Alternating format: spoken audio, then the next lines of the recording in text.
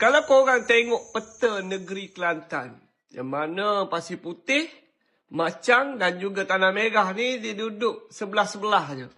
Dan hari ni korang sedar ke tidak, yang mana 3 parlimen ini, semua ahli parlimen dia bermasalah. Kita mulakan dengan Machang terlebih dahulu sebab dia duduk tengah-tengah. Yang mana ahli parlimen Machang antara yang terawal lah, kena pecat daripada parti. Seterusnya, yang terbaru kita dengar, ahli parlimen Tanah Merah digantung daripada keahlian bersatu. Dan yang paling latest sekali melibatkan ahli parlimen Pasir Putih. Yang mana hari ni dia dikecam teruk. Dan dah ada banyak dah hashtag tangkap Zawawi hari ni. Dan aku nak pergi jauh sikit. Bercerita tentang Pasir Putih ni. Okay, dulu Nik Zawawi ni dia pernah bertanding lawan dengan Dr. Ashraf Wajdi.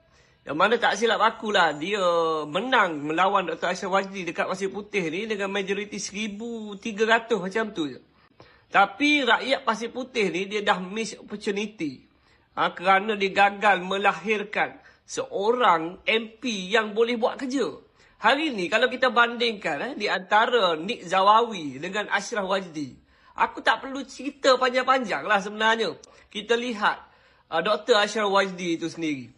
Yang mana dah banyak dah jasa-jasa beliau hari ni kepada anak-anak MRSM. Kepada MARA itu sendiri.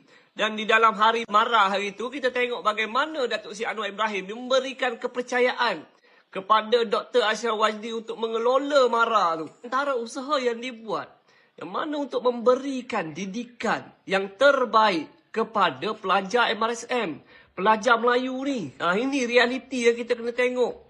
Yang mana MARA ini adalah satu tempat pelaburan masa depan sebenarnya yang dibuat oleh pihak kerajaan. Tetapi rakyat di Pasir Putih lebih mengundi Nik Zawawi dan menyingkirkan Dr. Ashraf Wajdi. Yang pada aku tak kurang hebatnya beliau di dalam ilmu agama. Bahkan hari ini beliau lebih bermanfaat untuk agama dan bangsa nak dibandingkan dengan Nik Zawawi ni. Kalau kita tengok daripada segi ucapan tu, kita dah boleh nampaklah beza dia tu. Jelas sangat dah beza dia tu. Negara akan kita lahirkan lebih ramai generasi teknokrat yang mana hatinya dekat dengan Al-Quran.